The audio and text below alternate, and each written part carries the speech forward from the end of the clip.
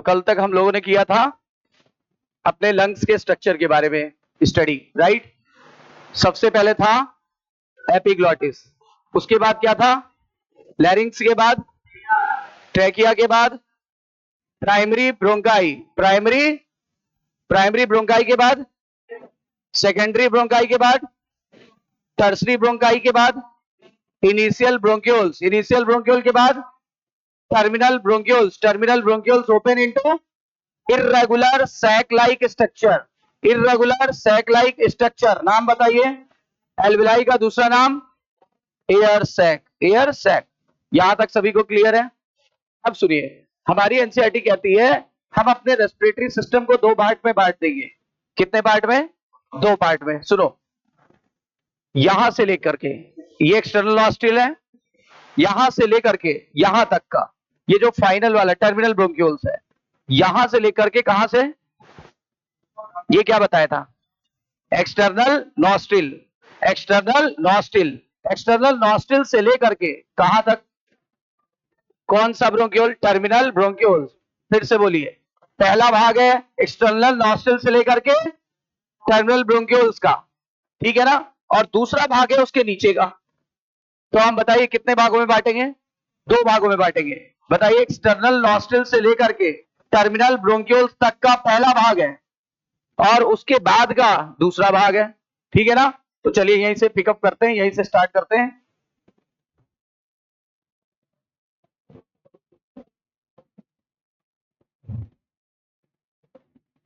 देखो,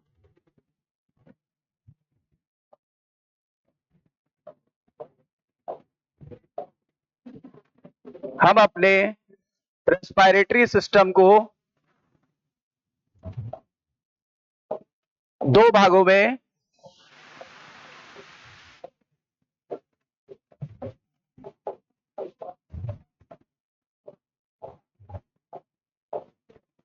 बांट सकते हैं। सबसे पहला भाग होता है कंडक्टिंग पार्ट,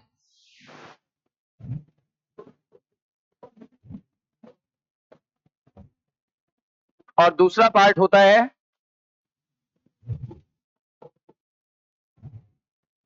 एक्सचेंजर और रेस्पिरेटरी पार्ट,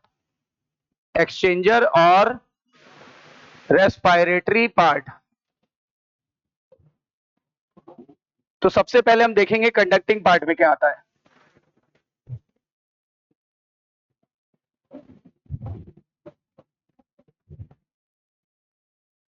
कंडक्टिंग पार्ट में क्या क्या आता है, एक्सटर्नल नॉस्ट्रिल से लेकर के terminal bronchioles.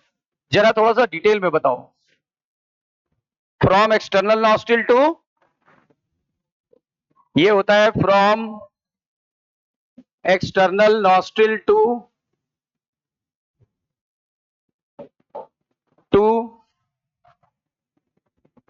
Terminal bronchioles, external nostril से टर्मिनल ब्रोंक्यूल्स। जरा बताइए डिटेल में, सर डिटेल में बताइए क्या क्या होगा। सबसे पहला पार्ट एक्सटर्नल नॉस्ट्रिल, सबसे पहले होगा एक्सटर्नल नॉस्ट्रिल, फिर बताइए, याद करो, nasal passage,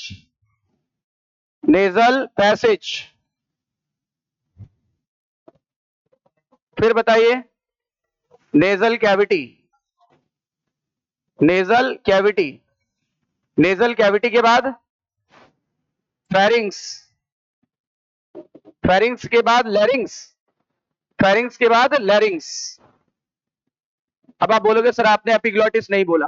actually epiglottis is the part of लैरिंग्स, ठीक है। अब लैरिंग्स के बाद आ गए हम लोग, लैरिंग्स के बाद आप लोगों को पता है, बोलो, ट्रैकिया का दूसरा नाम विंड पाइप। फिर बताओ इसके आगे क्या था, उसके बाद था प्राइमरी ब्रोंकाई, के बाद सेकेंडरी ब्रोंकाई, के बाद टर्सरी ब्रोंकाई, और टर्सरी ब्रोंकाई के बाद इनिशियल ब्रोंक्यूल्स,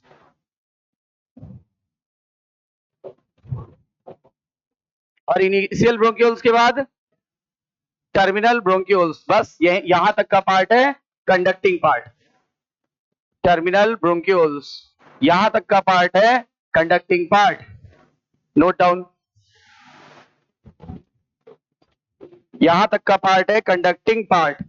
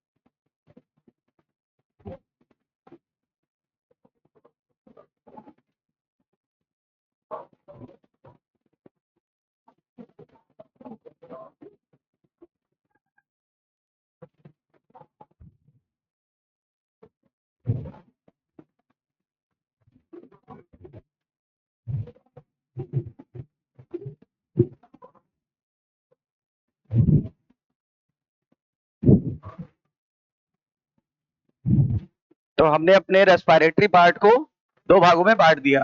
पहला पार्ट क्या है? पहला कंडक्टिंग पार्ट है। कंडक्टिंग पार्ट कहां से कहां तक होता है? External nostril to terminal bronchioles. External nostril to terminal bronchioles.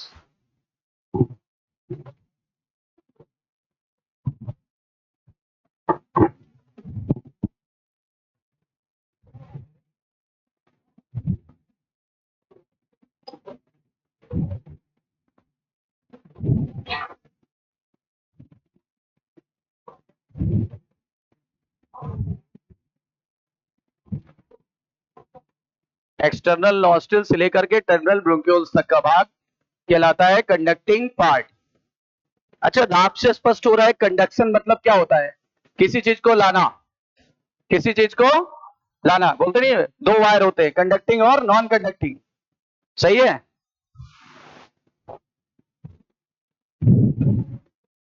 वैसे ही यहां पर कंडक्शन का मतलब है लाना। अब क्या लाना बताते जा रहा हूं।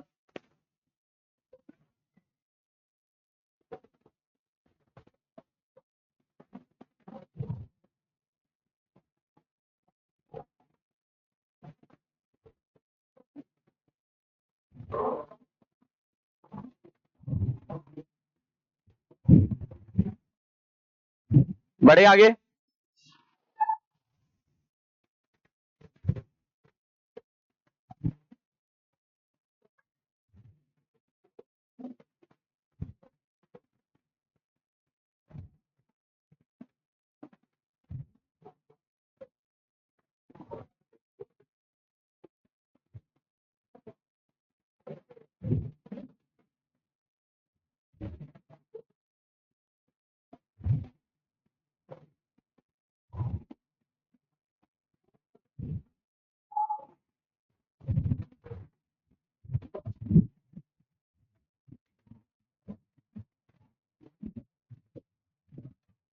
क्या तक हो गया?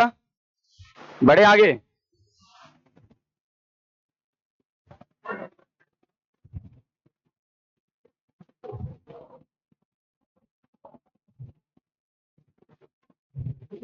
चलिए, अब इसका कोई काम तो होगा। आपने तो अभी बताया है कि ये कहां से कहां तक होता है। आपने ये बताया है कि ये कहां से कहां तक होता है। हमें पता भी लग गया ये कहां से कहां तक होता है। कहां से कहां तक होता है? From external nostril up to terminal bronchioles. यही होता है ना सर? इसका काम क्या होता है? नाम से स्पष्ट हो रहा है किसी चीज को लाएगा। किसको लाएगा? अच्छा, बाहर क्या है? बाहर क्या है? बाहर एटमॉस्फेयर। हमारे शरीर के बाहर क्या है? एटमॉस्फेयर। तो एटमॉस्फेरिक एयर को एल्विलाई तक लाएगा। एटमॉस्फेरिक एयर को एल्विलाई तक लाएगा, ये इसका पहला काम है ना? दूसरा काम, जब हवा आएगी तो यहाँ बैक्टीरिया भी है भाई साहब हवा में, यहाँ वायरस भी है, हो सकता है फंगल स्पोर भी हो सकता है कुछ मिट्टी के कण हो, तो इनसे छान देगा, इनको फिल्टर कर देगा। इसीलिए यहाँ लगे हुए बाल, नाक के अंदर होता है बाल। बाल के अलावा म्यूकस लाइनिंग होती है। म्यूकस क्या करती है? धूल धक्कड़ को चिपका लेती है, फॉरेन एजेंट को वहीं पे रोक लेती है। वहीं पे चिपका देती है, जिससे हवा जो आएगी ना वो क्लियर होके आएगी, फिल्टर होके आएगी। फिल्टर, हमारी बॉडी हवा को फिल्टर करके लेती है कि पूरा ही ले लेती है? फिल्टर। उसके लिए नाक के बाल और उसके अलावा म्यूकस लाइनिंग भी काम आती है। ठीक, ये दो काम हो गए। पहला काम, एटमॉस्फेरिक एयर को एल्विलाई तक लाना। नंबर 2, हवा को फिल्टर कर देना। किससे? फॉरेन एजेंट से। फॉरेन एजेंट को बाहर या अंदर चिपका लेना भाई, यानी बाहर ही छोड़ देना। तीसरा काम है क्या? हवा का तापमान कितना भी हो, उसका तापमान बॉडी के तापमान के बराबर ले आती है। बताइए, बाहर की एयर कितनी भी ठंडी हो या कितनी भी गर्म हो, उसका टेम्परेचर हमारी बॉडी के टेम्परेचर के बराबर कर दिया जाता है। यानी एयर कंडीशनर की तरह काम करता है। हमारा जो नोज है वो एयर कंडीशनर की तरह काम करता है। ठीक है ना, समझ में आई बात? तो 3 काम हो गए। और चौथा काम है ह्यूमिडिफिकेशन। ह्यूमिडिफिकेशन यानी कि मॉइस्चर को मेंटेन करना। जैसे एसी का काम भी तो यही है, मॉइस्चर को मेंटेन करना। ठीक है ना, तापमान को मेंटेन करना। ठीक है ना, और हवा को छान के लाना। गंदी हवा देगा कि फिल्टर करके हवा देगा? फिल्टर देता। सेम इसका भी वही काम है, राइट? चलिए जरा 4 काम हो गए, एक एक करके बताइए। नंबर 1, रोल क्या है इसका? रोल है 4। सबसे पहला बताइए,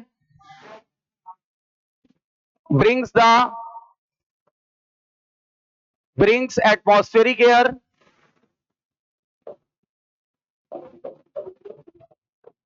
to alveoli.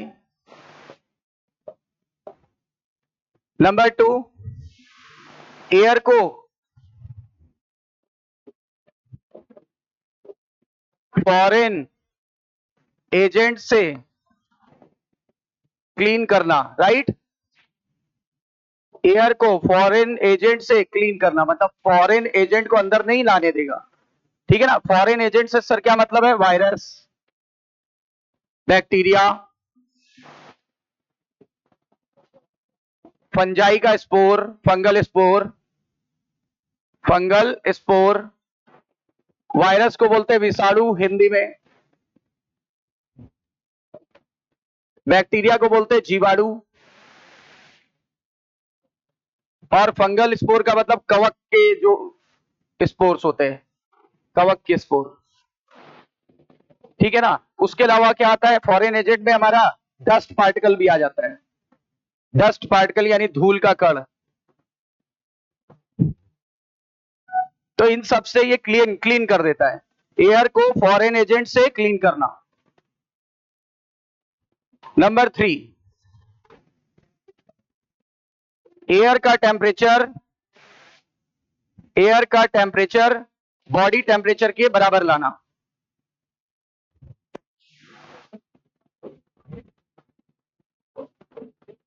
यानी brings the air temperature to the body temperature. और चौथा और आखिरी काम क्या है? ह्यूमिडिफिकेशन। ह्यूमिडिफिकेशन का मतलब होता है हवा की नमी को मेंटेन करना। हवा की नमी को मेंटेन करना। हवा की नमी को मेंटेन करना। ये इसके 4 काम हो गए। मतलब हम कह सकते हैं कि जो हमारा कंडक्टिंग पार्ट है वो बिहेव करता है एयर कंडीशनर की तरह।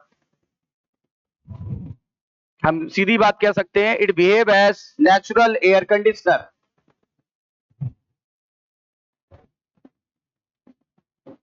Behave like natural AC, air conditioner. ये एक नेचुरल एयर कंडीशनर की तरह काम करता है। यहां कॉमा लगा हुआ है।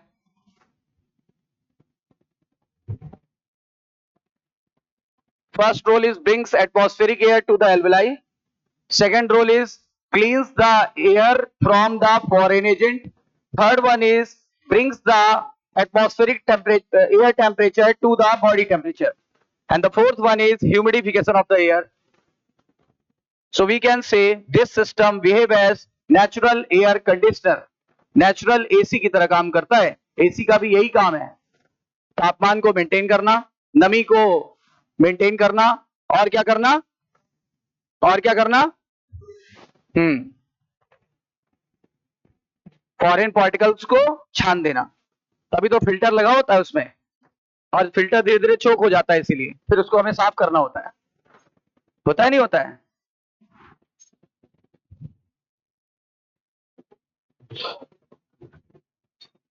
तो ये हो गया हमारा रोल, किसका रोल हो गया, कंडक्टिंग पार्ट का, कंडक्टिंग पार्ट का रोल। अब सेकंड हेडिंग डाल लीजिए जिन लोगों ने लिख लिया है। सेकंड हेडिंग कौन सी होगी, एक्सचेंजर या रेस्पिरेटरी पार्ट, एक्सचेंजर या रेस्पिरेटरी पार्ट।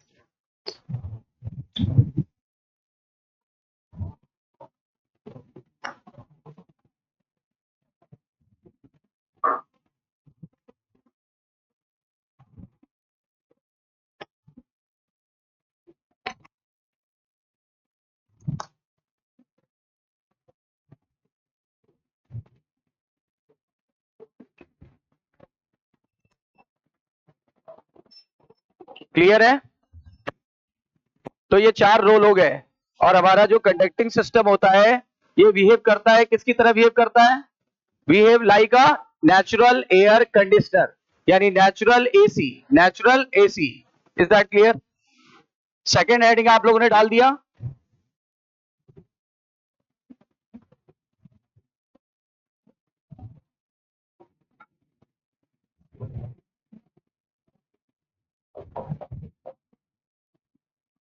एक्सचेंजर और रेस्पिरेटरी पार्ट।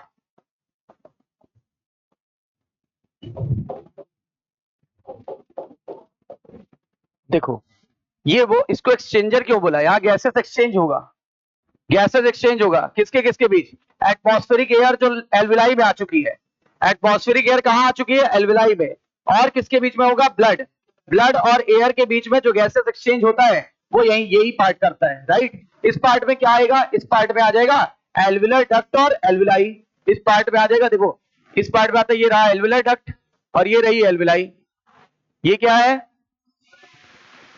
एल्विलर डक्ट यानी एल्विलाई की duct. And what is this, this is alveoli, वायु कोष्ठक।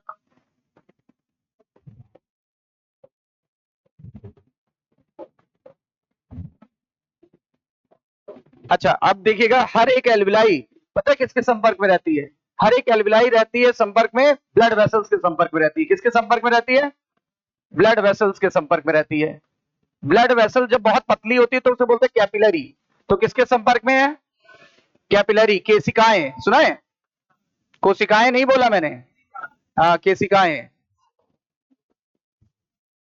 क्या बोलते, पतली ब्लड वेसल को, पतली ब्लड वेसल को कैपिलरी कहते हैं, पतली ब्लड वेसल को कैपिलरी कहते हैं।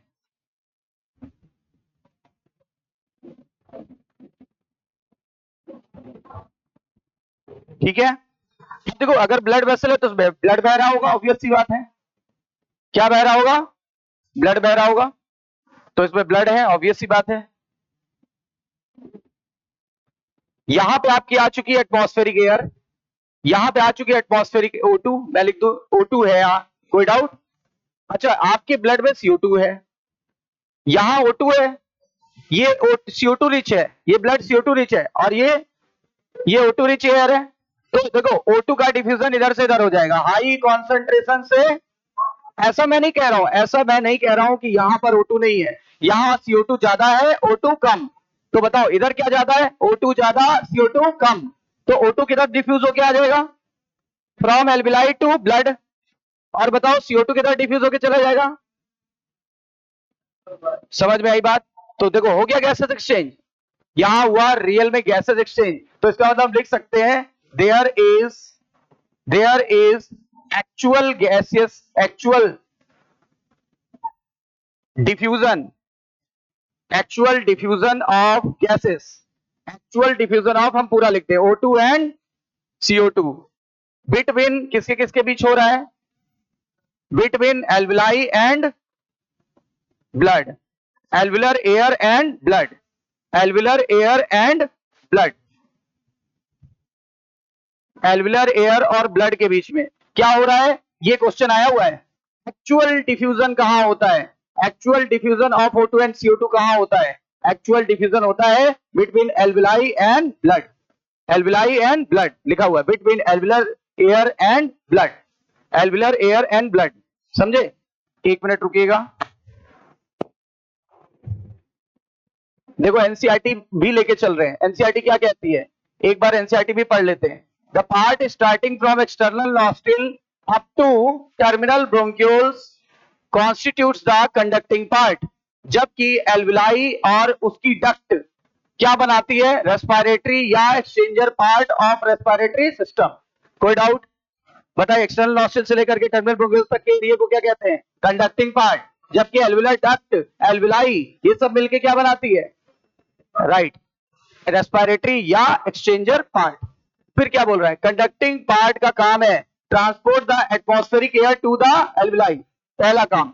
दूसरा काम, clears it from foreign particle, मतलब दूसरा काम फॉरेन पार्टिकल से साफ करना, हवा को फॉरेन पार्टिकल से फिल्टर कर देना। तीसरा काम है ह्यूमिडिफिकेशन, यानी ह्यूमिडिफाई का मतलब होता है नमी को मेंटेन करना। फिर चौथा काम होता है brings the air to the body temperature, मतलब हवा का तापमान बॉडी के तापमान के बराबर लाना। जबकि एक्सचेंजर पार्ट का काम अभी अभी बताया, actual simple diffusion of O2 and CO2 between the blood and atmospheric air. मैंने ऐसे ना लिखा, कैसे लिखा है? एटमॉस्फेरिक एयर कहां आ चुकी थी? एल्विलाई में। तो एल्विलाई और ब्लड के बीच में ये ज्यादा सही है, अपना वाला ज्यादा सही है। भाई एल्विलर एयर तो आ चुकी है ना, एटमॉस्फेरिक एयर तो अंदर आ चुकी है ना, तो हम इसीलिए लिखेंगे एल्विलर एयर एंड ब्लड। समझ में आई बात? देखो पूरा कवर हो गया, आपकी एनसीईआरटी भी पूरी कवर हो गई और हमारे कॉन्सेप्ट भी क्लियर हो गए। Note down.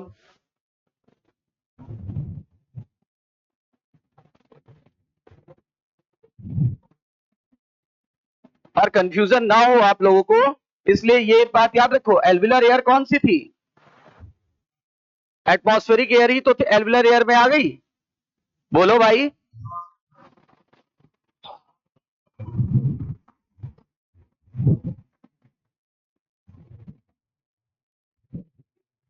इसीलिए इसे एक्सचेंजर या फिर रेस्पिरेटरी पार्ट बोला जाता है, क्योंकि एक्चुअल जो गैसेस का एक्सचेंज हो रहा है वो इसी साइड पर होता है, एक्चुअल गैसेस एक्सचेंज इसी साइड पर होता है। हाँ, पतली ब्लड वेसल्स को कैपिलरी कहते हैं। बोला था, लिखना भूल गए।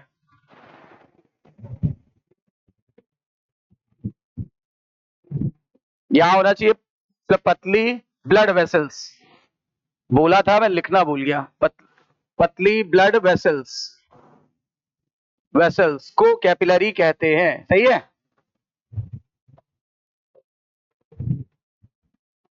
पतली ब्लड वेसल्स को कैपिलरी कहते हैं, या केसिका है।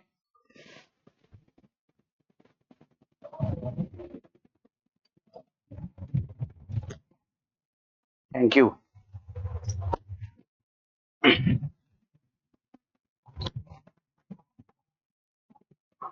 तो पतली ब्लड वेसल को क्या कहते हैं?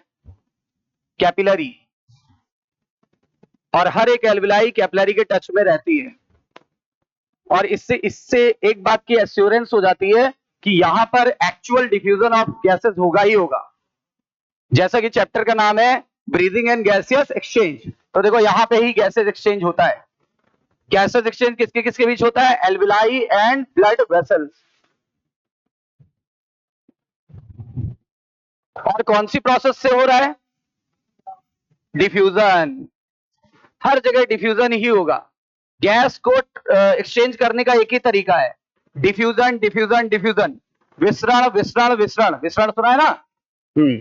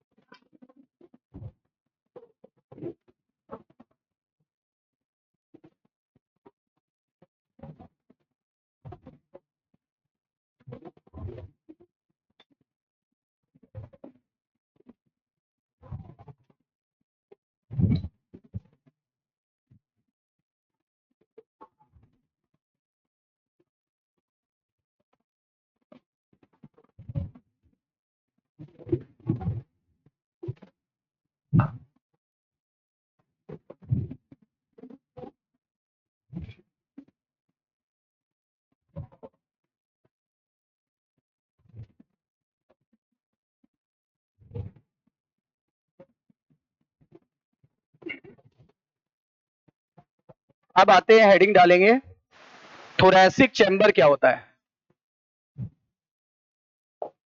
थोरैसिक चैम्बर, वक्ष गुहा।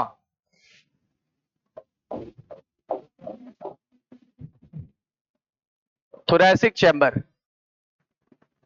अब देखो ये है थोरैसिक चैम्बर, ये जो एरिया है ना ये थोरैसिक चैम्बर कहलाता है। थोरैसिक चैम्बर में एक्चुअल में क्या क्या चीजें होती हैं। Thoracic chamber anatomically air tight होता है। क्या बोला मैंने? एयर टाइट का मतलब ना तो हवा यहां से बाहर आएगी, ना यहाँ हवा, मतलब इस जगह से हवा लीक नहीं कर सकती। अगर ऐसा होता तो पता लगा बाथ टब में बाथ ले रहे हैं, ध्यान से सुनो बात को, अगर हम बाथ टब में बाथ ले रहे हैं तो पता लगा पानी के बुलबुले निकलने लगते हैं। अगर एयर टाइट नहीं होती, पानी के बुलबुले निकलने लगते या तो पानी अंदर घुस जाता, पता लगा फेफड़ों में क्या भर गया, पानी। सही है ना, जो कि असंभव है। याद करिए मैंने क्या बोला, हमारी थोरैसिक चैम्बर कैसी है, एनाटॉमिकली, मैं जो बात बोल रहा हूं वो बोलो, एनाटॉमिकली मतलब अंदर से। थोरैसिक चैम्बर एनाटॉमिकली मतलब अंदर से कि बाहर से, मार्फोलॉजिकली मतलब बाहर से, एनाटॉमिकली मतलब अंदर से। तो आप बताइए, thoracic chamber is anatomically air tight chamber. क्या बोला हमने? Air tight chamber. अब सुनो, थोरैसिक चैम्बर चौतरफा, चौतरफा मतलब चारों तरफ से सुरक्षित है, बहुत ज्यादा सुरक्षित है, क्योंकि अगर जरा भी डैमेज हो गया तो हम सांस नहीं ले पाएंगे, लीक कर जाएगा, हवा लीक कर जाएगी। पता लगा जैसे पंचर होती है, जब पंचर जब होती है तो हवा वाला टायर भरता है, वो भरता है, हवा भरता है, तो पता है जहां से पंचर होता है वहां से ऐसी आवाज आती है, नहीं आती है, सी सी की आवाज नहीं आती है। ज्यादा मत करो, एक दो सुसु कर देंगे, बचपन में मम्मी कराया करती थी सुसु करके, है ना। तो चलो, तो कुल मिलाकर के हवा लीक कर जाएगी, समझे कि नहीं समझे? इसीलिए ऐसा नहीं होना चाहिए। हमारा थोरैसिक चैम्बर एनाटॉमिकली कैसा होना चाहिए, एयर टाइट। हमारा थोरैसिक चैम्बर एनाटॉमिकली कैसा होना चाहिए, एयर टाइट होना चाहिए, समझे। नंबर 2, इसके अंदर फेफड़ा है, थोरैसिक चैम्बर के अंदर क्या है, लंग्स या फेफड़ा सुरक्षित है, कंफर्म है, और बहुत नाजुक है, लंग्स बहुत नाजुक है। लंग्स एक गुब्बारा है, गुब्बारा नाजुक होता है या फिर कठोर। देखो ज्यादा फूल जाए फट जाएगा, ठीक है ना, जरा सा पिंच बो दो ब्लास्ट, जरा सा कहीं से रगड़ लग गई लीक कर जाएगा। तो कहने का मतलब है लंग्स बहुत नाजुक है और वो बंद रहता है एनाटॉमिकली एयरटाइट चैम्बर में। एनाटॉमिकली एयरटाइट चैम्बर का नाम थोरैसिक चैम्बर। इतनी बात क्लियर है अभी तक? अब लंग्स अगर नाजुक है तो चौतरफा सुरक्षा देना है कि एक तरफ से सुरक्षा देना है, चारों तरफ से सुरक्षा देनी है। आओ इधर, ये शरीर का डॉर्सल या पृष्ठ भाग होता है, कौन सा भाग, डॉर्सल या पृष्ठ भाग, समझे, सुना है। ये आगे वाला होता है वेंट्रल या अधर भाग, सुना है, वेंट्रल या अधर भाग, क्लियर है। और ये किनारे वाले को बोलते हैं लेटरल या पार्श्व भाग, लेटरल या पार्श्व भाग। अब एक बार जल्दी बच्चे बोलेंगे मेरे साथ, सबसे पहले बताओ ये मेरा कौन सा भाग है, डॉर्सल, हिंदी में पृष्ठ भाग, सुना है पृष्ठ भाग, डॉर्सल या पृष्ठ भाग। ये बताओ कौन सा है, वेंट्रल या अधर भाग, और ये लैटरल या पार्श्व भाग। हिंदी में भी बता दिया, इंग्लिश में भी बता दिया, एक बार जल्दी इंग्लिश में बोलो, पहले डॉर्सल, फिर बताइए वेंट्रल, फिर बताइए लैटरल, लैटरल, ये भी लैटरल है, ये भी लैटरल है। कितने डॉर्सल है, एक, कितना वेंट्रल है, कितने लैटरल है, दो। एक बार हिंदी में बोल देते हैं, पृष्ठ भाग, अधर भाग, पार्श्व भाग। कोई डाउट? पक्का? अब जरा देखो, इधर हमारी थोरैसिक चैम्बर है ना, इससे यहां है रीढ़ की हड्डी, क्या यहाँ रीढ़ की हड्डी, वर्टिब्रल कॉलम। तो बताओ पीछे से कैसे सुरक्षा मिल रही है, वर्टिब्रल कॉलम से। थोरैसिक चैम्बर पीछे कैसे बना हुआ है, वर्टिब्रल कॉलम से। साइड में कैसे बना हुआ है, रिब्स से सुरक्षित है। और आगे की तरफ ये चेस्ट बोन, चेस्ट बोन को बोलते हैं स्टर्नम, चेस्ट बोन बोलते हैं स्टर्नम। और सुनो, और इधर से डायाफ्राम, और इधर से नेक, हर तरफ से सुरक्षित है, हर तरफ से सुरक्षित है। तो मैं एक बार लिख रहा हूं, पहले आप ध्यान से देखिएगा। Thoracic chamber is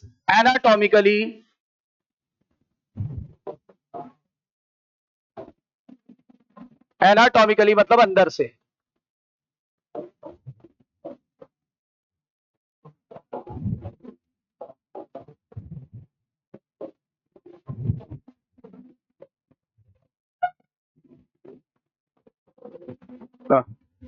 thoracic chamber is anatomically airtight chamber. Thoracic chamber is anatomically airtight chamber, right? Or it protects the lungs. It protects the delicate lung. Delicate मतलब नाजुक.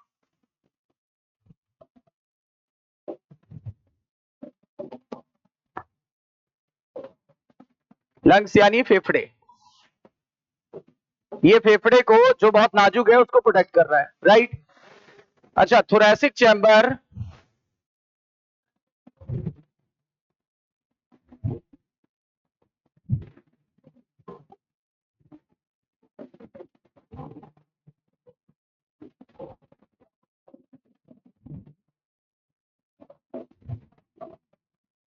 इज मेड अप ऑफ, चलो dorsal भाग बताना,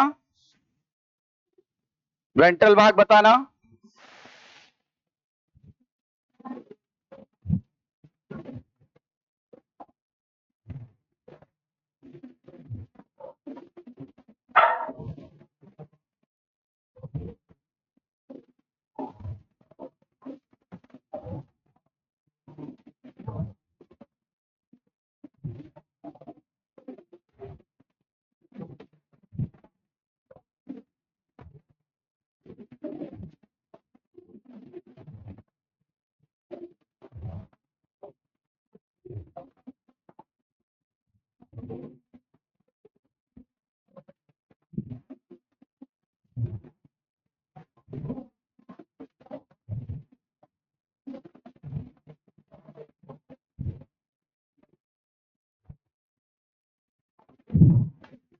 अब बताओ dorsal भाग किससे बना था? Vertebral column.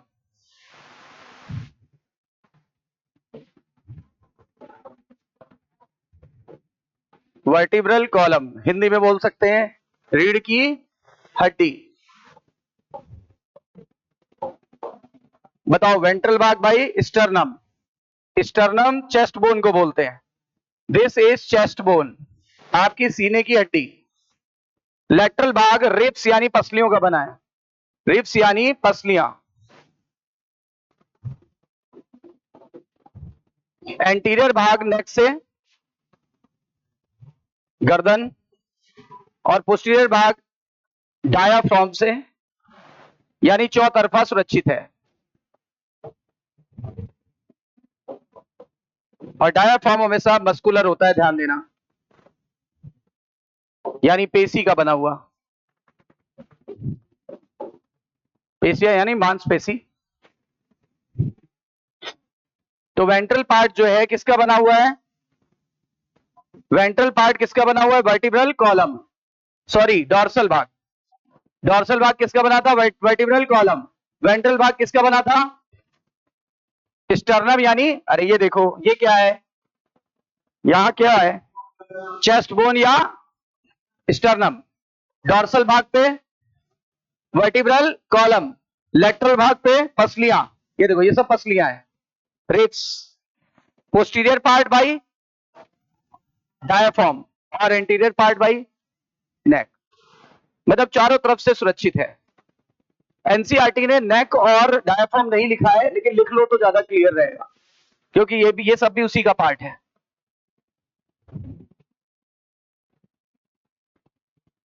यानी चारों तरफ से सुरक्षित है. चारों तरफ से सुरक्षित है.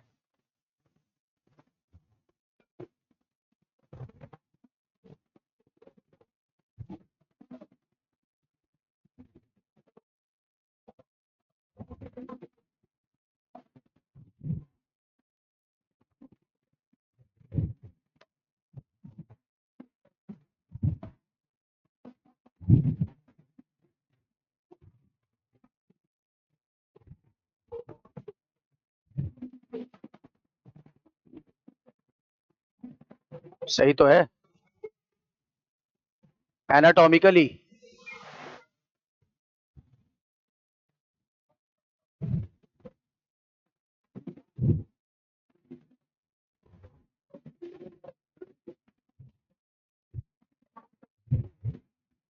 एनाटॉमिकल मतलब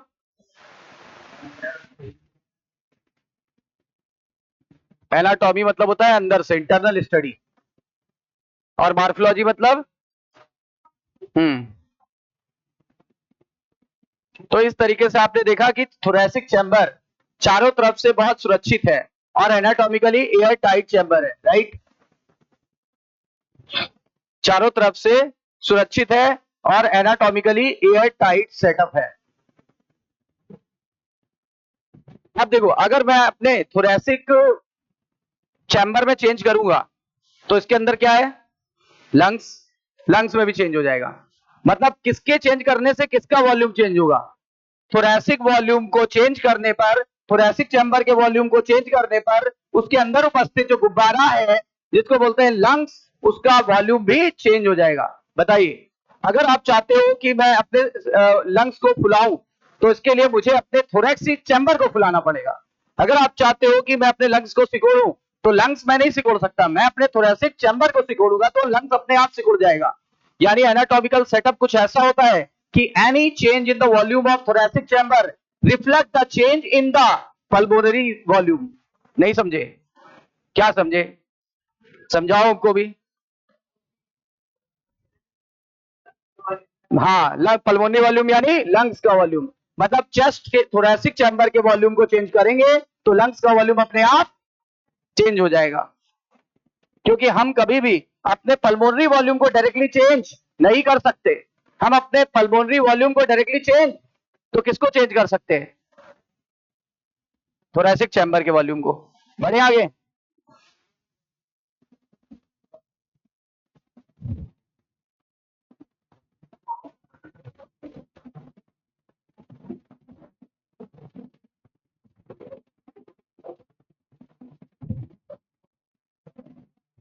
देखो, हमारा हमारे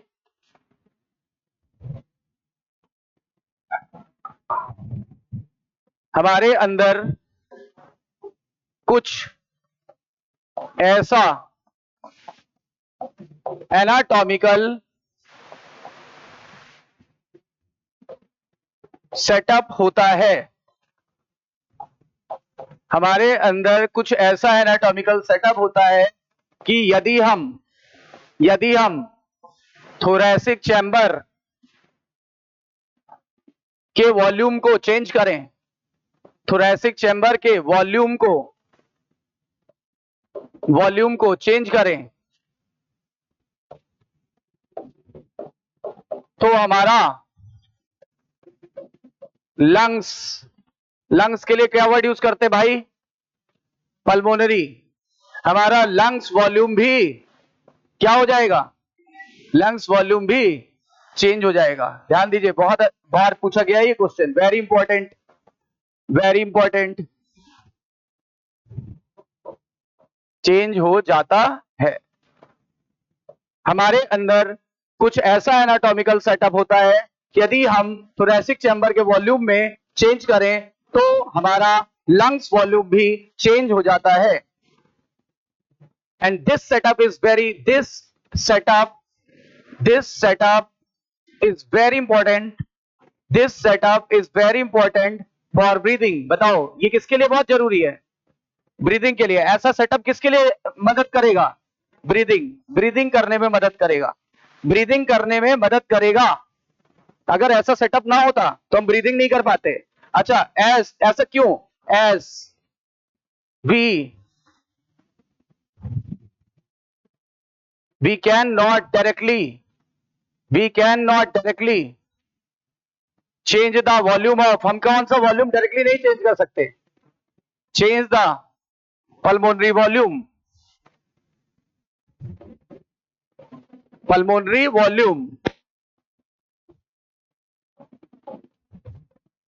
आइए लगे हाथ एक क्वेश्चन कर लेते हैं।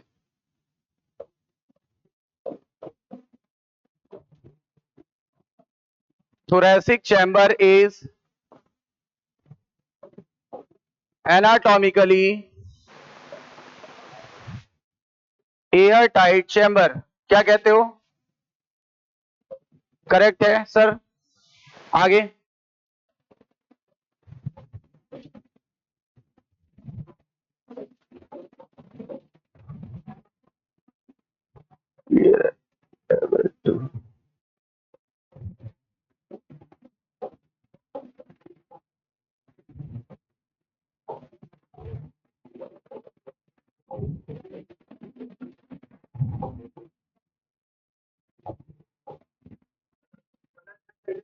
गलत है, हम डायरेक्टली चेंज नहीं कर सकते, अभी बताया। तो यानी स्टेटमेंट 1 इज करेक्ट और स्टेटमेंट 2 इज नॉट करेक्ट, ठीक है ना। यहां पे होना चाहिए था नॉट, जो कि यहां नहीं लिखा है, इसलिए स्टेटमेंट गलत हो गया, ठीक है ना। As we can not directly change the pulmonary volume.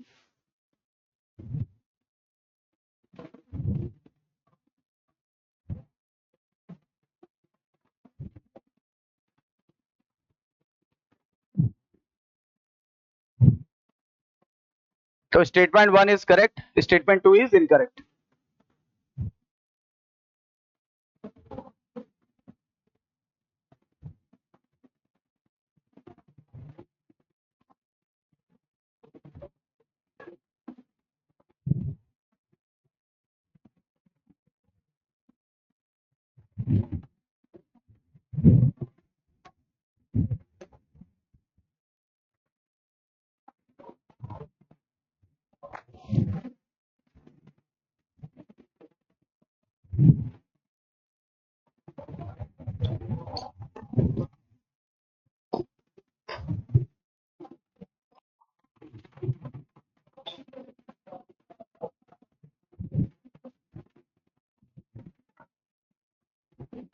मतलब यदि ब्रीदिंग करना है, यानी पल्मोनरी वॉल्यूम को चेंज करना है, तो हमें थोरेसिक वॉल्यूम को चेंज करना ही पड़ेगा। क्या कह रहे हो? अगर हम थोरेसिक वो पल्मोनरी वॉल्यूम चेंज करना चाहते हैं, तो हमें अपना, अगर हम अपना पल्मोनरी वॉल्यूम चेंज करना चाहते हैं, तो हमें थोरेसिक वॉल्यूम को चेंज करना ही पड़ेगा, क्योंकि हम डायरेक्ट पल्मोनरी वॉल्यूम को चेंज नहीं कर सकते। कोई डाउट? और इसीलिए क्वेश्चन भी करा दिया।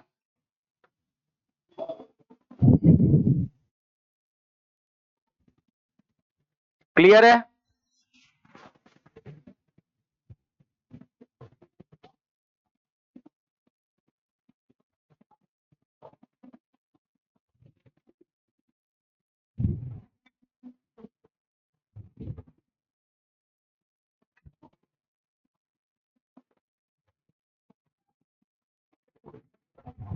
बढ़े आगे।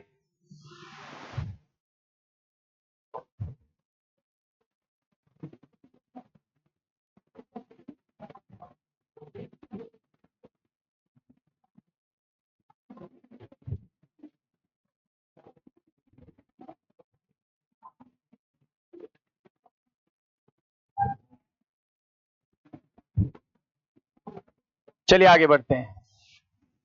अब हम करेंगे ब्रीदिंग के बारे में कुछ स्टडी। उसके पहले एनसीईआरटी की ये लाइन एक बार क्लियर कर लें। ये जो मैंने अभी पढ़ाई जस्ट अभी, ये देखो क्या लिखा है। The lungs are situated in thoracic chamber which is anatomically airtight chamber. Thoracic chamber is formed dorsally by vertebral column, ventrally by sternum, laterally by ribs, और मैंने बोला था anteriorly protected by, मैंने anteriorly protected by बोला neck, और posteriorly protected by diaphragm. On the lower side dome shaped diaphragm. हाँ, एक बार question भी पूछा गया, डोम शेप होता है diaphragm. D for diaphragm, D for dome, note करो। डायफ्राम जहां पे भी लिखा था पहले, वहां लिखिए dome shape. D for diaphragm, D for dome. Dome क्या होता है? डोम ऐसा ऐसा ऐसा, गुंबद, गुंबद नुमा, उभरा हुआ, ऐसे ऐसे। बार बार मैं इशारा ऐसे नहीं कर रहा हूं, ऐसे, नॉट ऐसे। देखो हमारा डायफ्राम ऐसे नहीं है, ये मान लिया लंग्स है। अब लंग्स के नीचे डायफ्राम ऐसा नहीं है, बल्कि लंग्स के नीचे ऐसा है, ऐसा। समझ रहे हो? इसको बोलते हैं डोम शेप। और ये तो फ्लैट है, फ्लैट, तो डोम शेप होता है और छूटता नहीं। आपको लग रहा होगा छूट गया, नहीं। अभी हम आपको बताइए कहाँ है डायफ्राम के बारे में, अभी बताएंगे डायफ्राम के बारे में ब्रीदिंग में।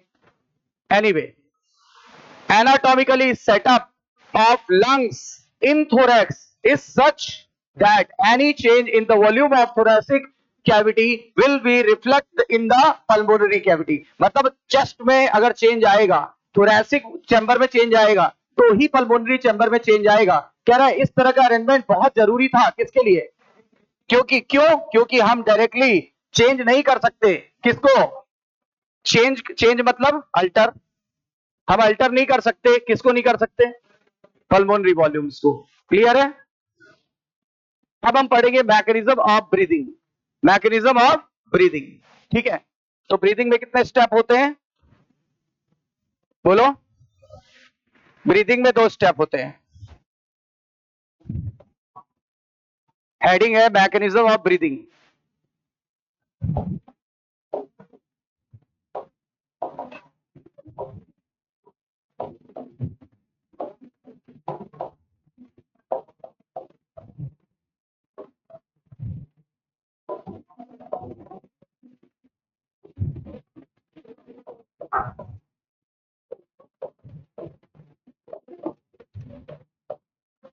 इंस्पायरेशन मतलब क्या? O2 rich air drawn in, drawn in मतलब अंदर, अंदर लेना। O2 रिच एयर अंदर लेना, इसी को बोलते हैं क्या?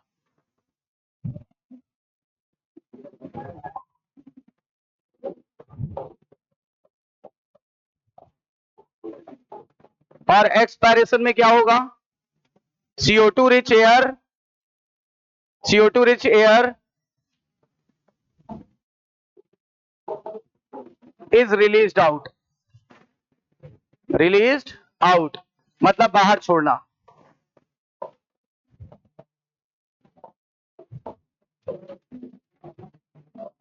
ब्रीदिंग में 2 स्टेप होते हैं, एक हवा को अंदर लेना, O2 रिच हवा हम अंदर लेते हैं, CO2 रिच हवा हम बाहर छोड़ते हैं। एक को बोलते हैं इंस्पायरेशन, एक को बोलते हैं एक्सपायरेशन, दोनों को मिला के ब्रीदिंग, दोनों को मिला के ब्रीदिंग।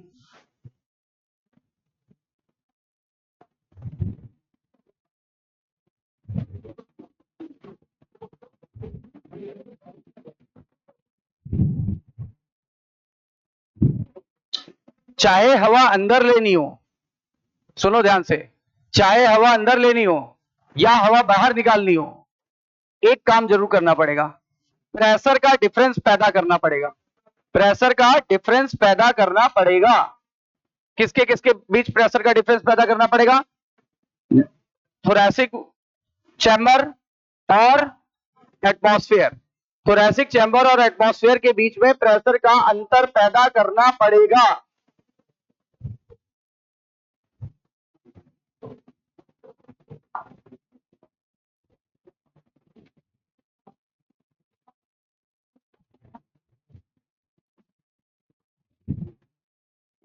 देखो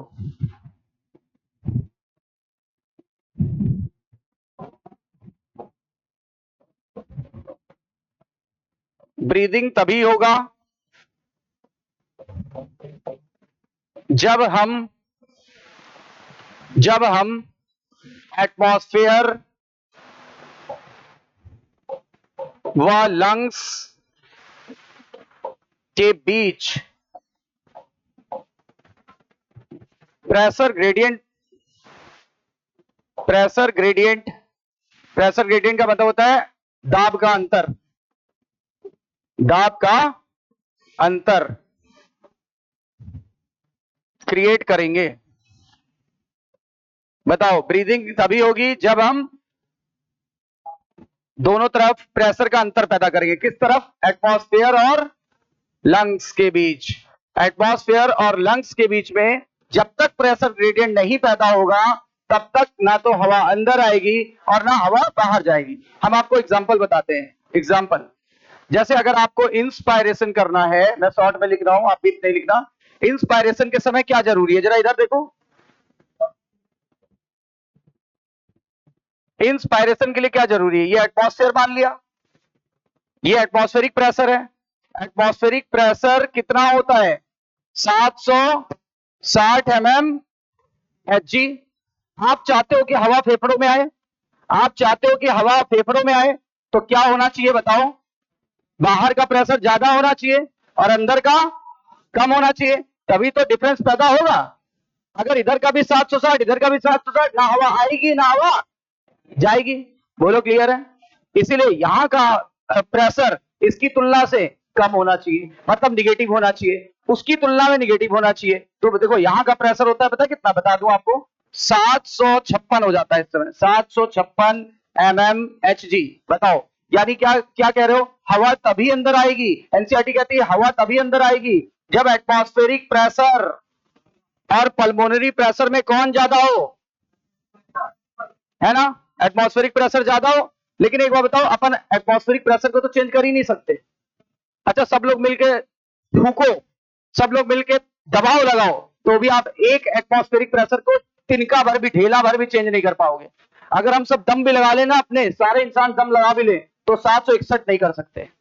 760 है तो 760 ही रहेगा। इसका मतलब हम इसको चेंज नहीं कर सकते, तो हम किसको चेंज कर सकते हैं, अपने खुद को, वॉल्यूम को चेंज कर सकते हैं ना।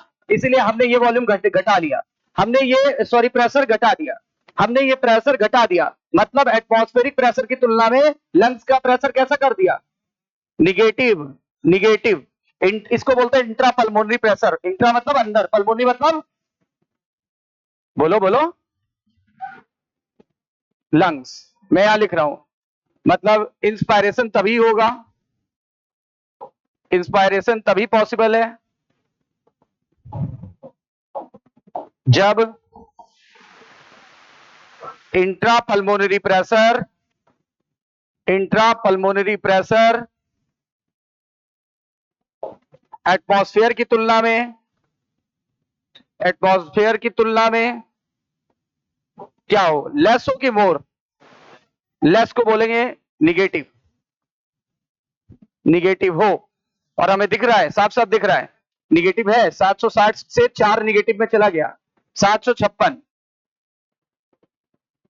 इंस्पायरेशन तभी पॉसिबल है जब इंट्रा पल्मोनरी प्रेशर एटमॉस्फेयर के कंपेयर में लेस हो। लेस को बोला एनसीईआरटी ने निगेटिव, लेस को क्या बोला एनसीईआरटी ने, निगेटिव। और इंट्रा पल्मोनरी किसको बोला है, लंग्स के प्रेशर को। इंट्रा पल्मोनरी मतलब लंग्स के अंदर का प्रेशर। मतलब इंस्पायरेशन तभी पॉसिबल है जब इंट्रा पल्मोनरी प्रेशर एटमॉस्फेयर की तुलना में कम हो। कम हो यानी निगेटिव हो। और कितना निगेटिव देख लो, 4 निगेटिव में चला जाए। 760 से 4 को माइनस करो, कितना आ जाएगा, 756। तभी हवा अंदर आएगी, अदरवाइज नहीं आएगी।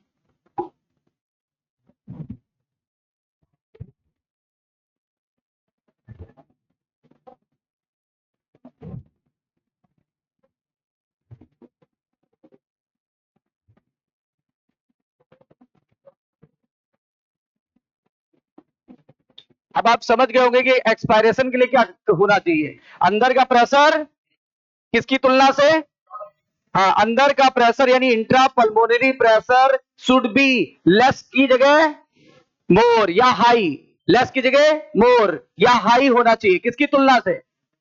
हाँ, यहां 4 लेस हो गया था, वहां 4 हाई हो जाएगा, मतलब 764, 764, इधर 764, इधर 760। कहां का ज्यादा है दोनों में बताओ, अंदर का ज्यादा हो जाएगा, तो हवा बाहर जाएगी कि अंदर आएगी।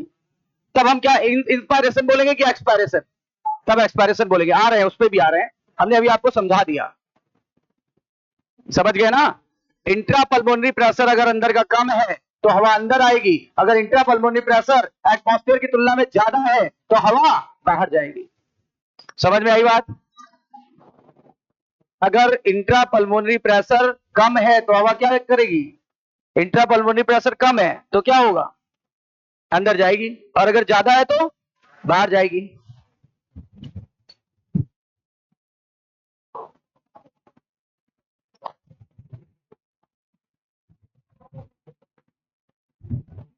बताइए, अगर इंट्रा पल्मोनरी प्रेशर ज्यादा है तो ज्यादा है, हमेशा प्रेशर किधर से किधर काम करता है, ज्यादा से कम की तरफ।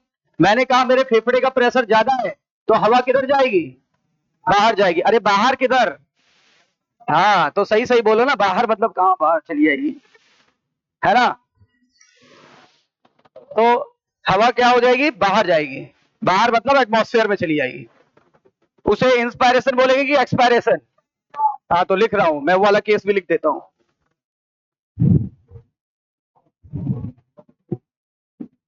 लिखो।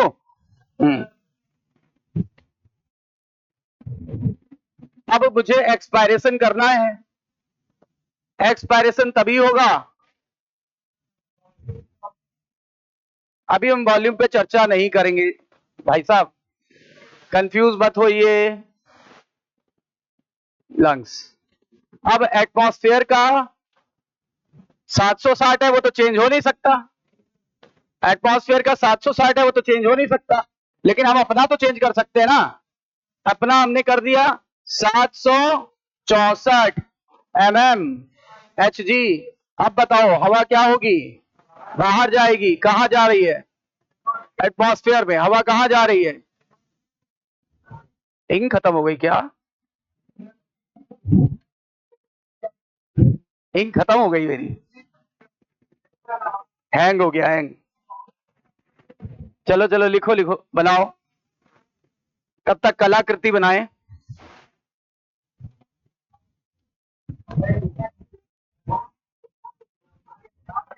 आगे आगे आगे।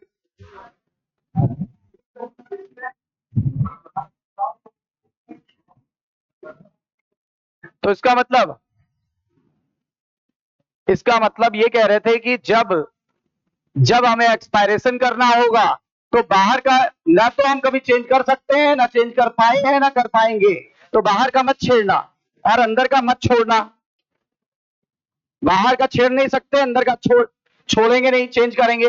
देखो पहले हमने अंदर वाला प्रेशर कम कर लिया था, मतलब इंस्पायरेशन तभी पॉसिबल है जब इंट्रापल्मोनरी प्रेशर कम हो, मतलब निगेटिव हो। और अब मैं एक्सपायरेशन में क्या लिखूंगा, एक्सपायरेशन तभी पॉसिबल है जब इंट्रापल्मोनरी प्रेशर कम नहीं, निगेटिव नहीं, पॉजिटिव हो। बताना, अब आप लोग बताना, बताओ एक्सपायरेशन तभी होगा,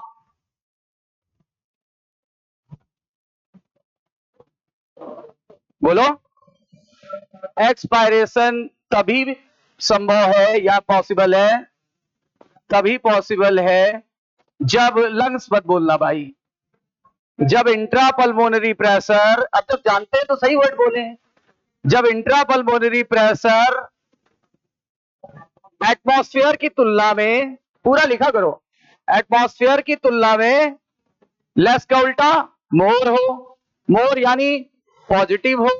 बोलो क्लियर, वहां लेस लिखा था, यहां मोर, वहां निगेटिव लिखा था, यहां पॉजिटिव, बाकी सब कुछ वही है।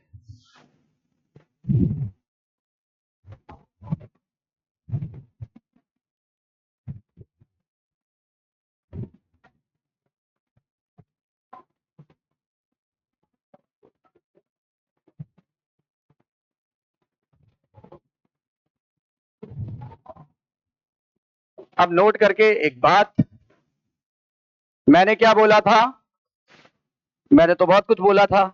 मैंने ये वाली बात बोली थी, जरा फिर से पढ़ो।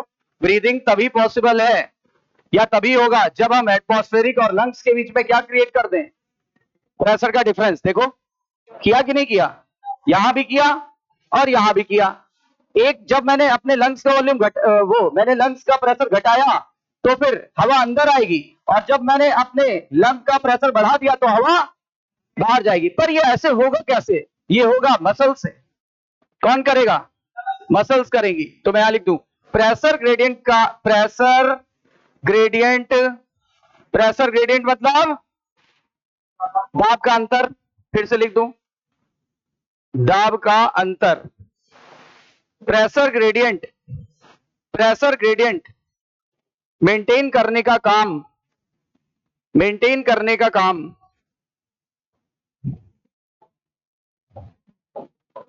मेंटेन करने का काम मसल्स द्वारा किया जाता है।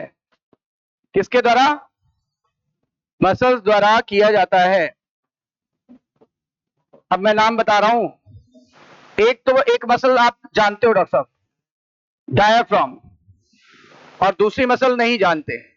सुनो, ये रिब्स है, पहली रिब्स, ये दूसरी रिब्स, बाकी से हमें मतलब नहीं है।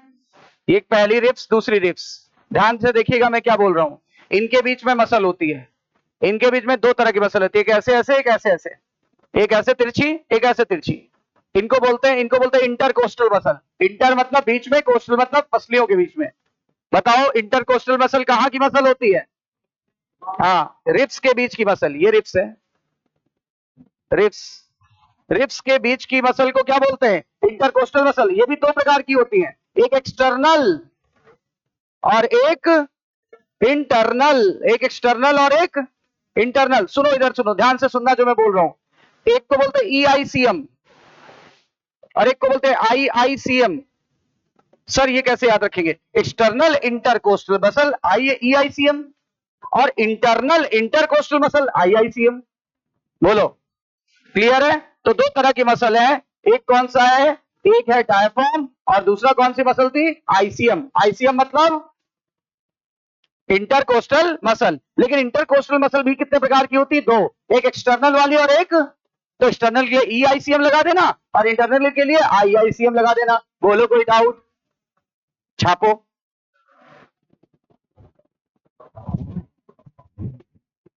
बिल्कुल पॉइंट टू पॉइंट चलो। देखो एनसीईआरटी अभी बिल्कुल दिमाग में बिठा देंगे। अच्छे से लेना, फोकस करके।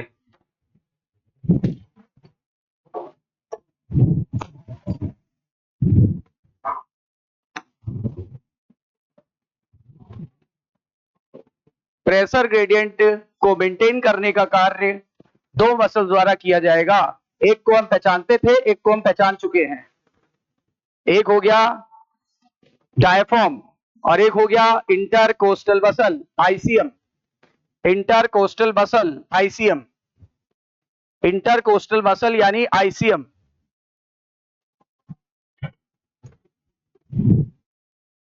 इसको लिख देते हैं ICM। यही है इंटरकोस्टल मसल। वो भी दो प्रकार की है, एक EICM एक IICM। External intercostal muscle, internal intercostal muscle. Clear है? प्रेशर ग्रेडियंट को मेंटेन करने का काम मसल्स द्वारा किया जाता है। कितनी मसल? दो तरह की मसल, पहला डायफ्राम, दूसरा ICM। ICM कहां की मसल को बोलते हैं? पसलियों के बीच की मसल को। कितने प्रकार की होती है? दो, एक ऐसे ऐसे, एक ऐसे ऐसे। किसी एक को एक्सटर्नल बोल दो, किसी एक को इंटरनल बोल दो। समझे? जो बाहर की तरफ निकली है एक्सटर्नल, जो अंदर की तरफ है इंटरनल।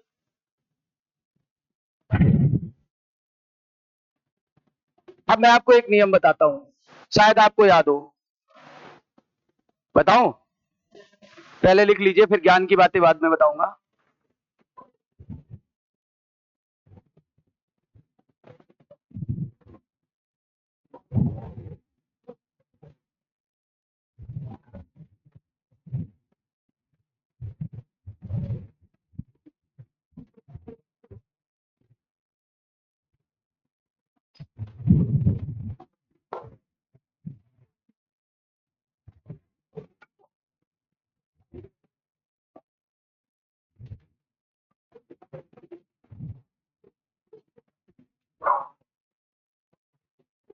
क्लियर है? अब सुनो।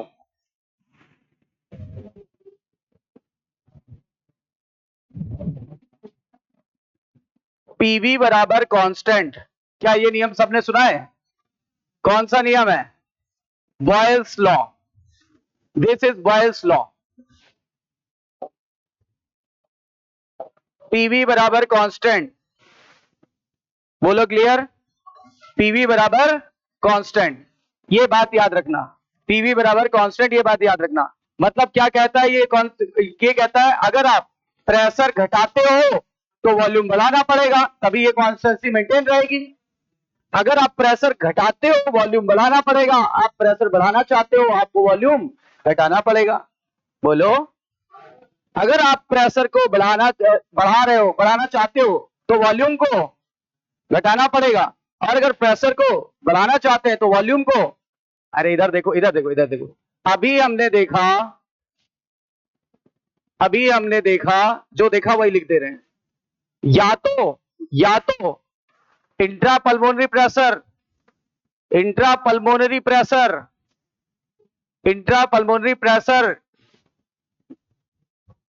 लेस होना चाहिए, और या फिर, भाई दो ही तो लिखा था, लेस यानी निगेटिव। बोलो याद दिला दें, लेस यानी निगेटिव, और या फिर हाई यानी पॉजिटिव होना चाहिए। बोलो, या तो लेस होना चाहिए या तो हाई। ठीक है, अभी हमने देखा इंट्रापल्मोनरी प्रेशर या तो लेस होना चाहिए या तो हाई, ये प्रेशर पे लिखूं। अभी हमने देखा कि इंट्रापल्मोनरी प्रेशर या तो लेस होना चाहिए या हाई? बताओ लेस कब होता था? इंस्पायरेशन के समय। ये मैं याद भी दिलाता चला हूं, वरना आप सब भूल जाओगे, कोई भरोसा नहीं है आपका। इंस्पायरेशन। अच्छा ये कब? एट द टाइम ऑफ, बोलो। हाँ याद दिलाना पड़ता है आपको। क्लियर? अच्छा या तो आपको घटाना है पल्मोनरी वॉल्यूम या तो बढ़ाना है। अच्छा इसका मतलब जब, इधर देखो, जब जब घटाना है तो वॉल्यूम बढ़ाना पड़ेगा, बोलो। और अगर बढ़ाना है तो, हाँ लिख रहे हैं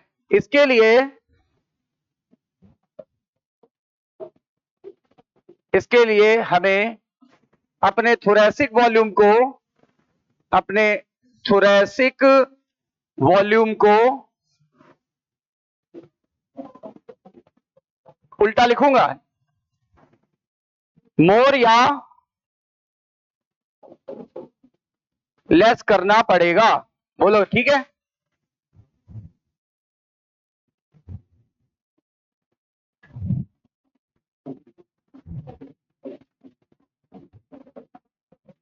मतलब अगर आप प्रेशर या तो बढ़ाना चाहते हो या तो घटाना चाहते हो, तो प्रेशर अगर बढ़ाना है, सुन लो मैं क्या कहना चाहता हूं।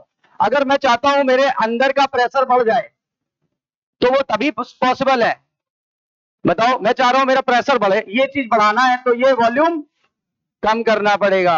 मैं चाहता हूं मुझे मेरा प्रेशर कम हो जाए तो ये वॉल्यूम बढ़ाना पड़ेगा। ये मैं याद दिला रहा हूं आपको, नोट करिए फिर आगे बढ़े। ये केवल अभी रूल सिखाया, रूल, अब इसको अप्लाई करेंगे।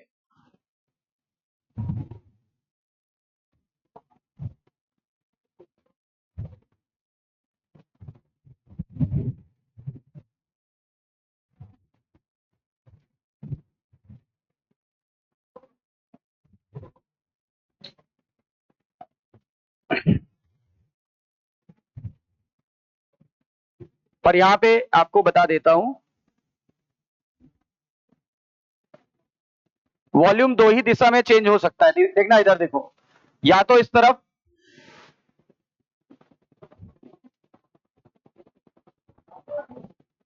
रुक जाओ कलर चेंज कर लूं, कलर चेंज कर लूं। वॉल्यूम दो ही तरफ चेंज हो सकता है, या तो इस तरफ,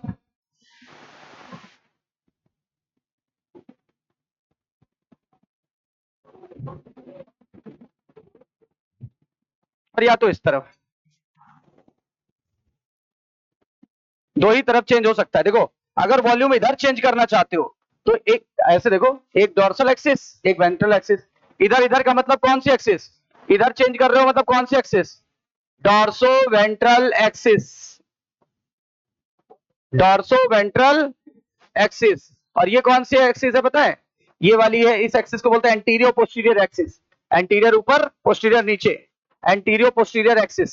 इस एक्सिस का नाम है antero posterior axis, antero posterior axis. Volume आप दो ही तरफ चेंज कर सकते हो। देखो इधर देखो, इधर देखना ध्यान से, ध्यान से देखना।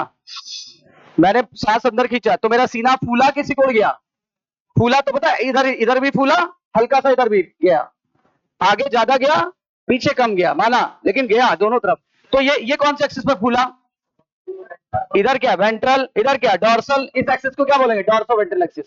सीना ऐसे फूलेगा डॉर्सो वेंट्रल, फिर सीना ऐसे सिकुड़ेगा डॉर्सो वेंट्रल एक्सिस। सीना फुलाया तो डॉर्सो वेंट्रल एक्सिस की तरफ सीना फूला। कोई आओ भाई जिसका 56 इंच का हो, आओ भाई, है भी 56 इंच का, ये उतार लीजिए फिर।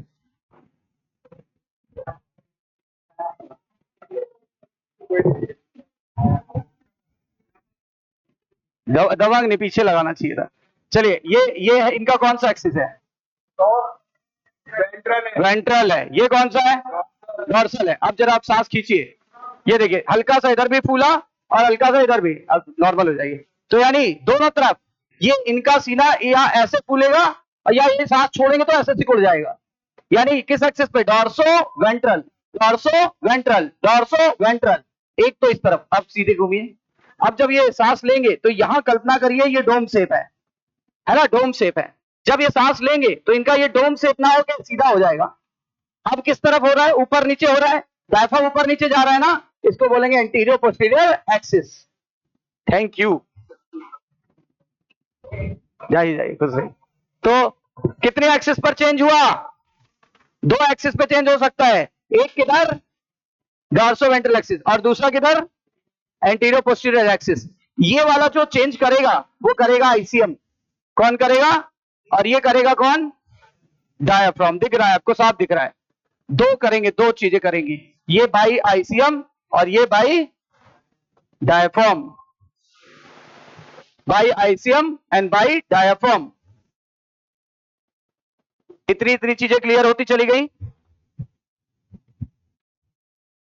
अगर हम लोग अपने वॉल्यूम चेंज करने की बात कर भी रहे हैं तो किस तरफ वॉल्यूम चेंज होगा? दो तरफ सर। एक होगा डॉर्सो वेंट्रल एक्सिस पर और एक होगा कौन से एक्सिस पर? एंटीरियर पोस्टीरियर एक्सिस पर। डॉर्सो वेंट्रल एक्सिस पे कौन करेगा? आईसीएम।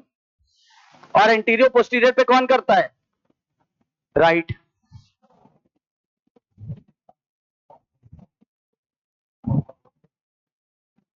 बताइए वॉल्यूम कितनी तरफ चेंज हो सकता है? दो तरफ।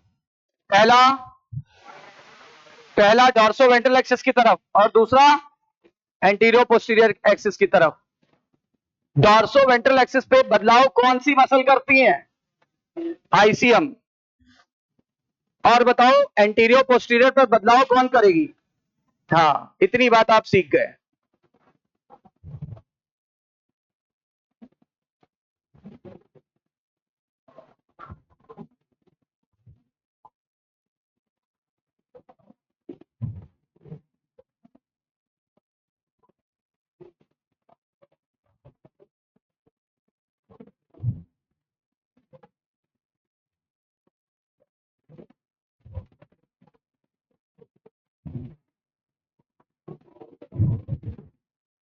कितनी बातें क्लियर?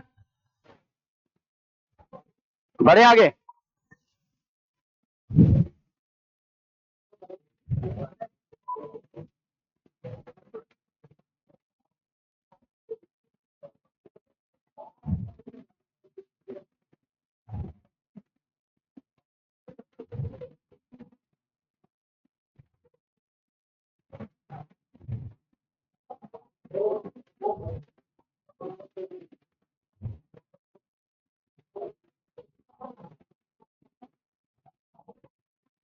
हम कौन सा लॉ अपने माइंड में रखेंगे? पीवी बराबर कांस्टेंट। बॉयल का नियम कि चार्ल्स का नियम? बॉयल्स का नियम। पीवी बराबर कांस्टेंट याद रखेंगे। या तो हमको अपना पल्मोनरी वॉल्यूम घटाना होगा या बढ़ाना होगा। घटाना है तो वॉल्यूम को बढ़ाना पड़ेगा और अगर बढ़ाना है तो वॉल्यूम को घटाना पड़ेगा। सर वॉल्यूम किस दिशा में घटे या बढ़ेगा? दो दिशाओं में, या तो डॉर्सोवेंट्रल या तो एंटीरियर पोस्टीरियर। और अगर इस तरफ घटाना या बढ़ाना है तो कौन सी मसल? आईसीएम। अगर ऐसे इस एक्सिस पे घटाना या बढ़ाना है तो हाँ, तो याद रखना ये सब क्वेश्चन यहाँ तक आएंगे। अब आओ इंस्पायरेशन के बारे में डिस्कस करते हैं थोड़ा सा। इंस्पायरेशन, अब एक हेडिंग डाला इंस्पायरेशन। आप बताओ इंस्पायरेशन के लिए क्या होना चाहिए? अंदर का प्रेशर कम होना चाहिए, 756। याद है ना? देखो इधर इधर देखो, इधर देखो, थोड़ा सा समझो।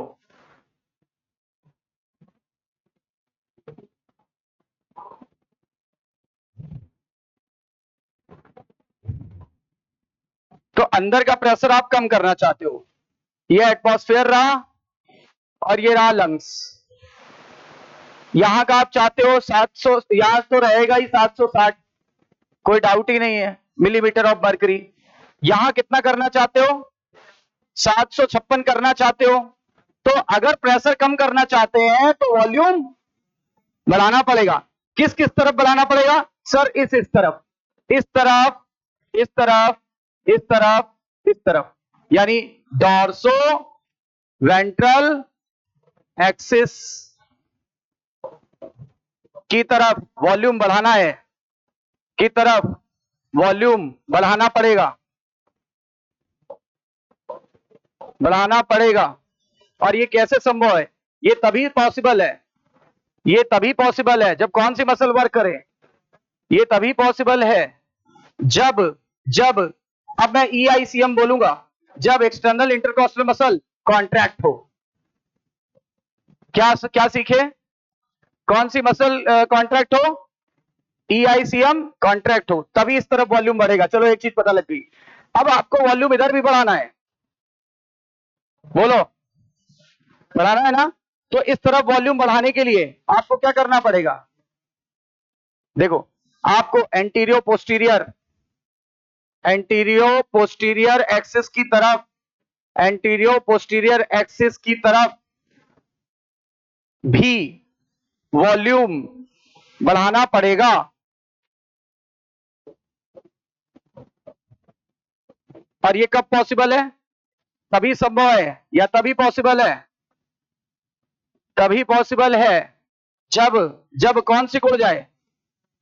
हाँ, जब डायफ्राम सिकुड़ जाए।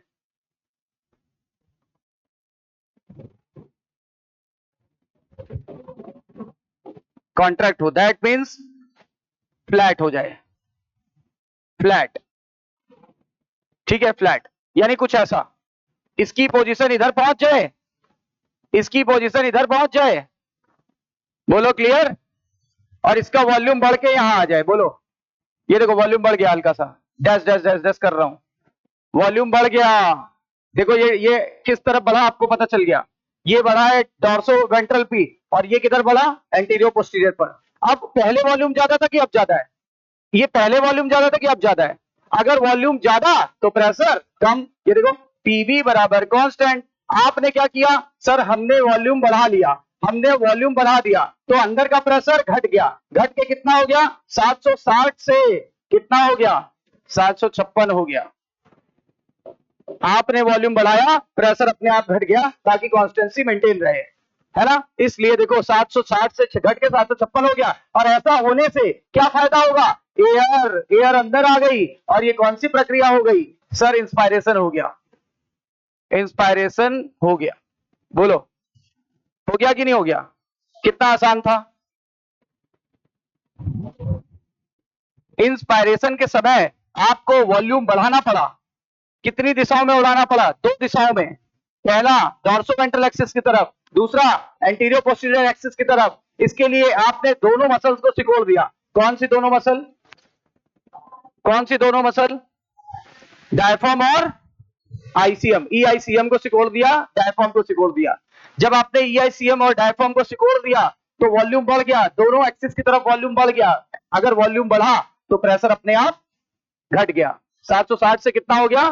756। अगर 756 हो गया, यू नो वेरी वेल, बाहर है 760, अंदर है 756, प्रेशर किधर काम करेगा?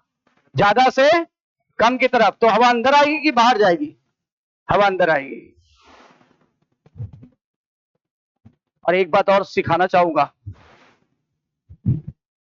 क्या सिखाना चाहूंगा?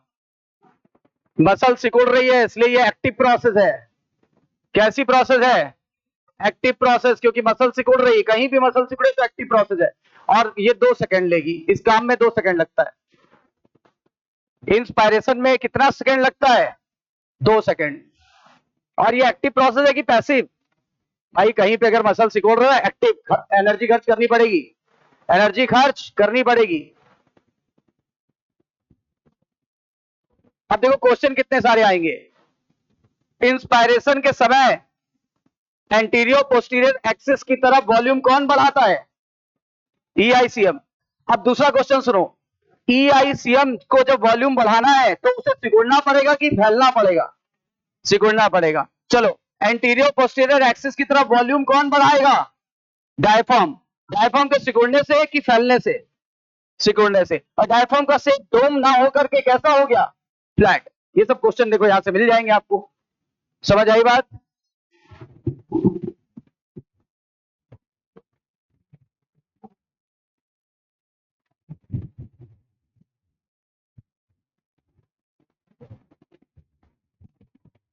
इसका उल्टा कर दें? अगर इसका उल्टा कर दें, अगर इसका उल्टा कर दिया जाए तो फिर हो जाएगा एक्सपायरेशन। एक्सपायरेशन। इसका उल्टा कर दिया जाए तो हो जाएगा एक्सपायरेशन।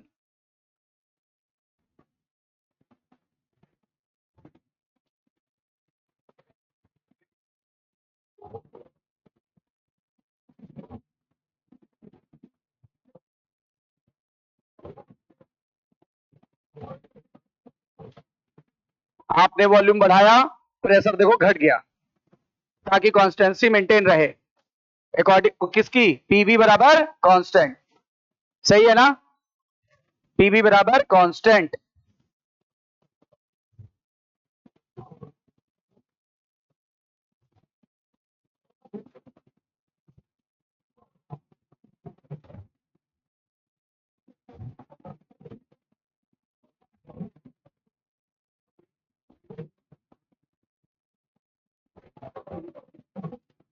बिल्कुल इसका उल्टा मैं करने जा रहा हूं, बिल्कुल इसका उल्टा, जस्ट अपोजिट।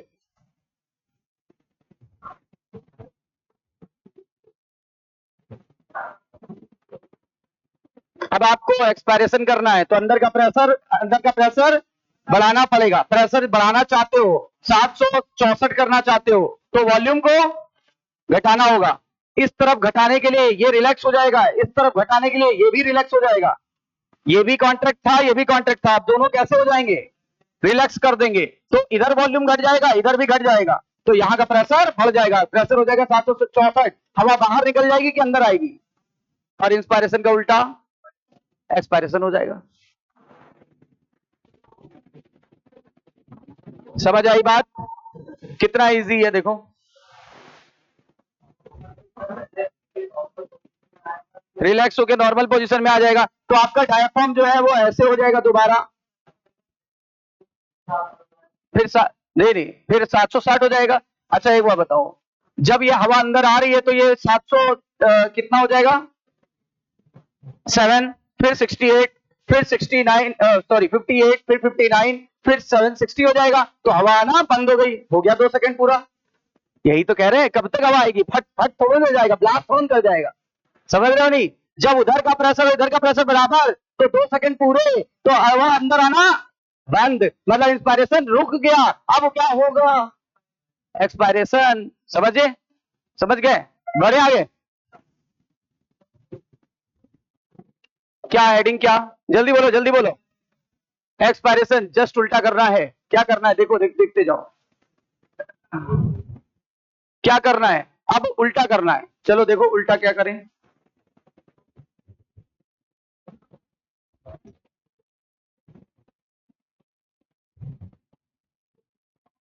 अब आपको एरो उल्टे लगाने हैं, इधर इधर घटाना है ना वॉल्यूम, इधर इधर इधर, अब लिख देना है एटमॉस्फेयर का कितना है, एटमॉस्फेयर का है 760, अंदर कितना करना है 700, लंग्स का करना है आपको 756, सॉरी 64, बढ़ाना है, ठीक है। अगर बढ़ाना है तो आप वॉल्यूम देखो कम कर रहे हो, लिख दो पीवी बराबर कांस्टेंट, पीवी बराबर कांस्टेंट रखना था, मतलब अगर आपको प्रेशर बढ़ाना है तो वॉल्यूम को क्या करना पड़ेगा, घटाना पड़ेगा। बोलो, प्रेशर 760 से कितना करना है 764, इसके लिए आपको क्या करना पड़ेगा, वॉल्यूम को घटाना पड़ेगा। देखो घटा रहे हैं, इधर कम कर रहे हैं, इधर कम कर रहे हैं, बताओ ये किस तरफ घटेगा। देखो लिख रहे हैं डॉर्सो वेंट्रल एक्सिस की तरफ वॉल्यूम घटाना पड़ेगा, उधर लिखा था बढ़ाना है, अब लिख रहा हूं डॉर्सो वेंट्रल एक्सिस की तरफ वॉल्यूम घटाना है, वॉल्यूम घटाना है, तभी पॉसिबल है। बताओ क्या लिखूं, तभी पॉसिबल है जब EICM क्या हो जाए, सिकुड़ने का उल्टा फैल जाना, यानी रिलैक्स हो जाए, रिलैक्स हो जाए। चलो हो गया, इधर देखो एंटीरियो posterior axis, antero posterior axis की तरफ वॉल्यूम घटाना है, यहां पर भी घटाना है, ये तभी पॉसिबल है जब डायफ्राम, बोलो बोलो बोलो, जब डायफ्राम रिलैक्स हो जाए, बिल्कुल उल्टा कर देना है।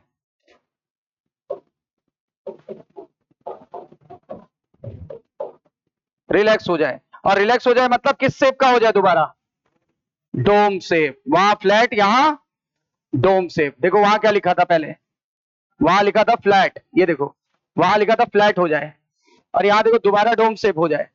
अब आप देखो जब आपने वॉल्यूम को घटा दोगे तो कुछ ऐसा हो जाएगा।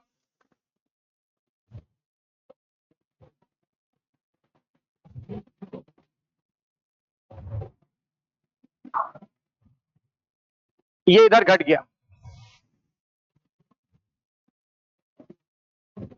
ये इधर घट गया, ये देखो ये डोम से ऊपर चला गया, हो जाएगा। ये देखो ये फाइनल हो गया। अगर वॉल्यूम कम तो प्रेशर ज्यादा, देखो वॉल्यूम हमने घटा दिया, प्रेशर बढ़ गया, प्रेशर 760 से 764 हो गया। इसका परिणाम क्या हुआ? एक्सपायरेशन होने लगा। अच्छा, एक्सपायरेशन की ऐसी प्रोसेस है, और इसमें कितना सेकंड लगेगा? एक्सपायरेशन जो है ना, ये पैसिव प्रोसेस है। क्यों? मसल के सिकुड़ने में एनर्जी खर्च होती है, लेकिन फैलने में एनर्जी खर्च नहीं होती, तो पैसिव प्रोसेस है। और इसमें 3 सेकंड लगेगा, 3 सेकंड लगता है। मतलब एक ब्रीदिंग में टोटल कितना टाइम लगा? 5 सेकंड। बोलो क्लियर है? देखो ये हवा कब तक बाहर जाएगी? पहले देखो थोड़ी निकली 763, फिर निकली 762, फिर निकली 761, फिर निकली, फिर हो गई 760। अब हवा निकलना बंद हो गया। कितना सेकंड लगा इसमें? 3 सेकंड लगा। बिल्कुल क्लियर है? देखिए बिल्कुल इजी चीज थी, बिल्कुल इजी।